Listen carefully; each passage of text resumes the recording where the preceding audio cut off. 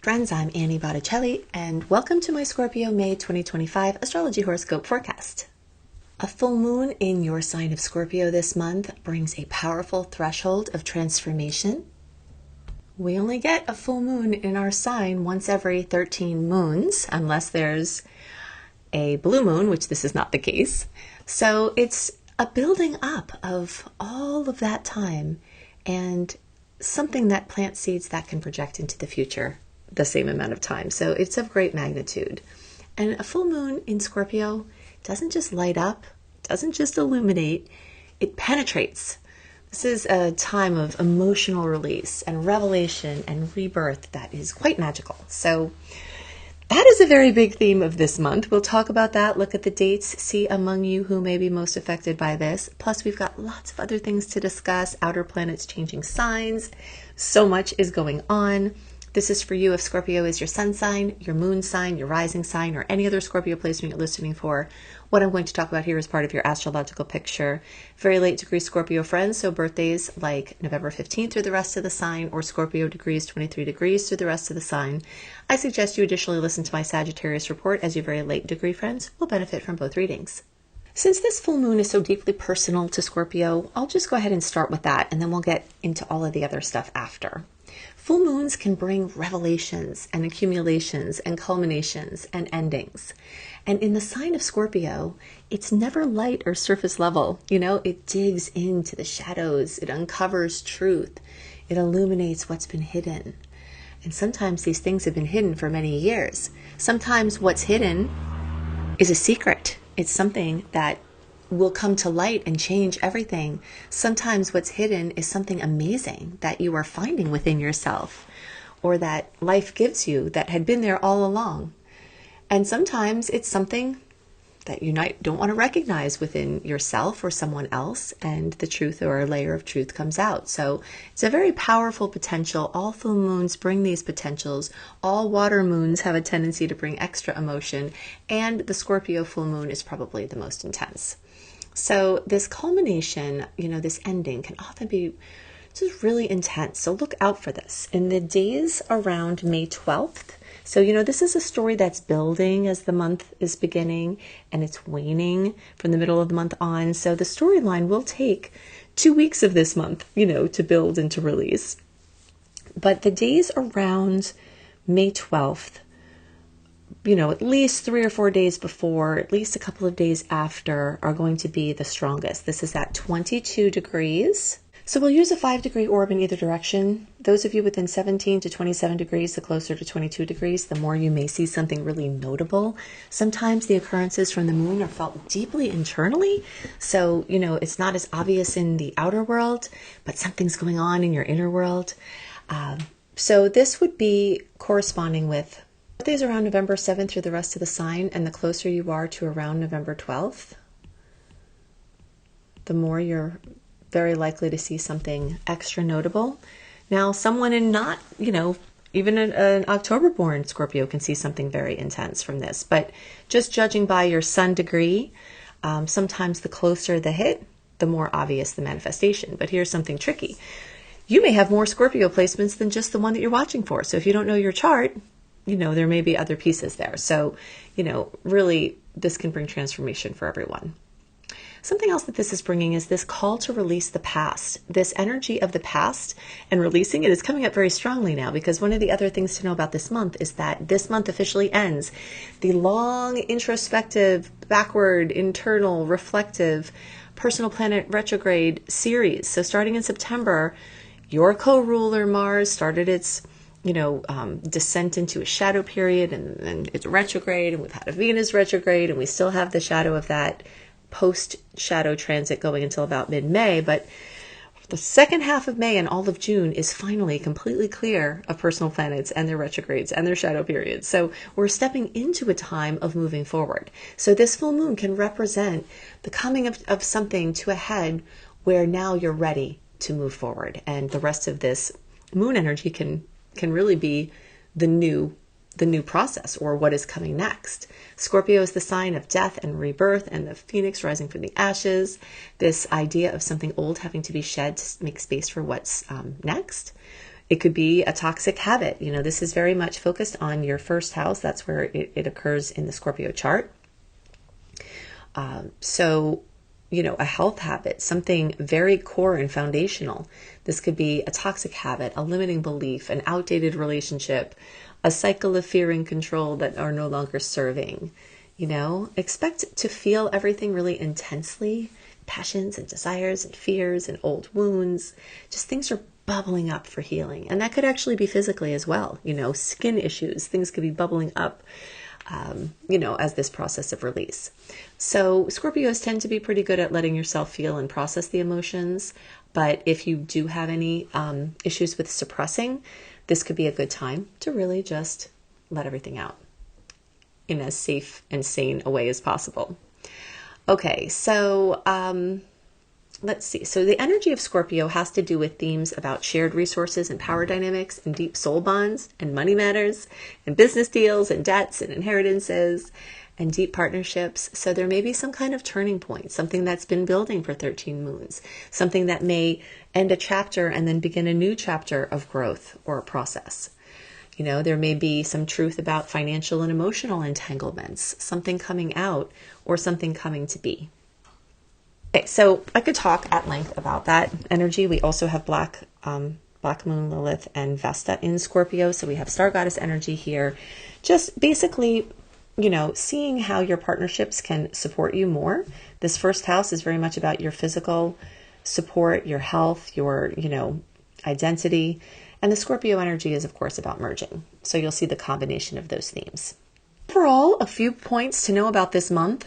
This month is one of the very rare months that we have a massive amount of sweet aspects, which are the connections between planets, compared to, and so many more compared to the salty ones. So we've got 5 times as many sweet aspects this month as we do salty ones, and a few that could go either way. I'm giving you a couple of dates throughout this report, but if you want my whole sweet and salty write-up in my monthly star report, go to anniehelpsyou.com, put your name and email address in, click on the archive link in the welcome letter, and then put May 2025 astrology, and you'll get all of the sweet and salty dates and my favorite ones and write-ups about all of it. So the stars are mostly getting along. We are out of the heat of eclipse season. So March and April were super intense. So this is another thing that's like a break in the energy here. And, things are shifting. There's a new normal that's emerging from the changes that happen from the eclipses. You're leaving a lot of things behind you, a lot of karmic baggage.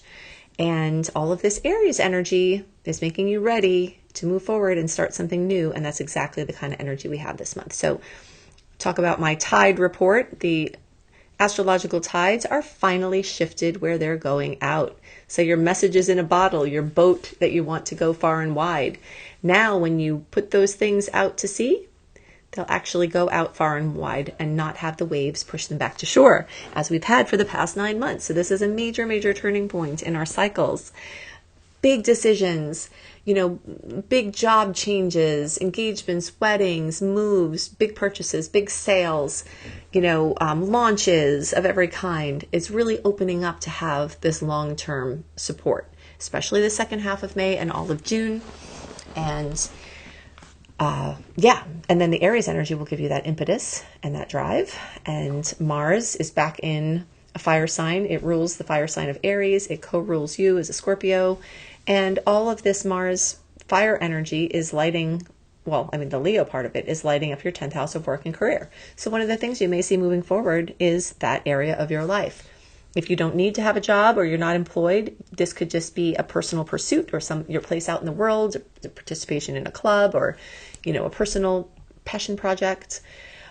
Your border collie of the zodiac, as I like to call Mars, is going to be making you obsessive. I say, wherever Mars goes, obsession flows. Okay, so you'll see yourself getting obsessed with work or getting obsessed with your place out in the world or your project. And it could feel kind of good. You may have some things to push through since this is a square, but it's the kind of thing where it's like you're birthing a new reality. All of this Aries energy is lighting up your house of health. So you may have health things come up to, be elucidated. You may have solutions come to issues that you had, and you may have more fervor or motivation to start making some better health decisions. And it may be because something happens to someone that you know, and you think, holy crap, that could be me. I'm going to make different decisions. So, there is a chance that someone that's in your daily experience has an occurrence, and then that makes you start to make decisions differently based on what happened with that. You can also get more motivated to have a new diet. Anything that you're trying to do with your health or wellness, or a diet or a gym membership or a plan, this has really, really good forward moving and long-term energy for getting something that sticks. We also have a tremendous energy in Taurus right now. The sun is there. Mercury and Venus will get there. This will light up your house of relationships. Jupiter has been lighting up your 8th house of relationships since last May. So you've had a long-term and now here an additional short-term focus on the people that are the closest to you through personal and business. So you will be very focused on, those people in your life and trying to get to a new, better set of systems with these people. Neptune is moving into Aries, also joining this Aries parade. I'm not going to go too much into this because I actually recorded a special report. Just look for Annie Botticelli, Neptune and Aries, and I go over a very extensive array of what may happen here, because this will be going on for around 14 years. So, and then I do timestamp it for each sign at the end as well, so you can find that. But that's a big deal. In this year, we're going to have Neptune, Uranus, and Jupiter change signs, and we just had Pluto change signs recently. So, it's very uncommon that outer planets change signs. So this is, showing that this is a year of very big change, of change in direction on multiple different levels, individually and globally, and you will be feeling that. So Jupiter is going to change signs in June, but we're going to start talking about it now, because for the last several months, so we'll say March, April, May, before it shifts in June, it's going to start bringing energy into where it's going at the same time as influencing where it is. I just see this 3-month overlap with Jupiter.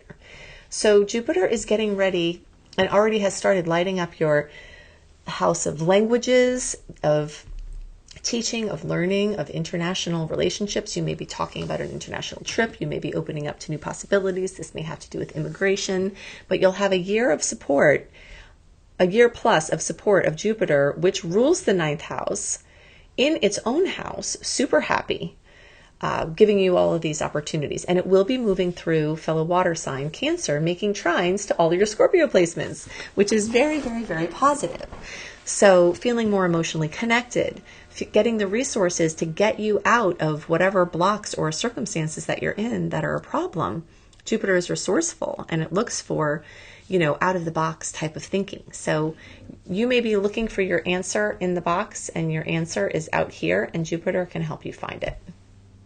All right, so see all of the other free things I make for you by going to anniehelpsyou.com. You can get my eclipse resource page, retrograde resource page, zodiac health tips, 28-day virtual coaching program, weekly newsletters, including astrology mini lessons, all when you sign up at anniehelpsyou.com. Put your name and email address in there. If you want personalized outer planet reports, outer planets are these ones I was just talking about. If you want to understand where these planets going into these different signs may be affecting you personally and understand more about the general transits, I have personalized reports for that.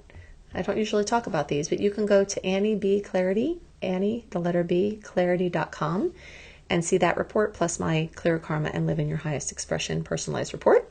If you love how I teach and you want to learn if that 9th house is getting super lit up from Jupiter and you're starting to feel that and you're ready to take on learning astrology, I have created a systemized approach. I approach astrology as learning a language. I'm multilingual, and I bring that understanding of different languages to the study of astrology in a systematic system,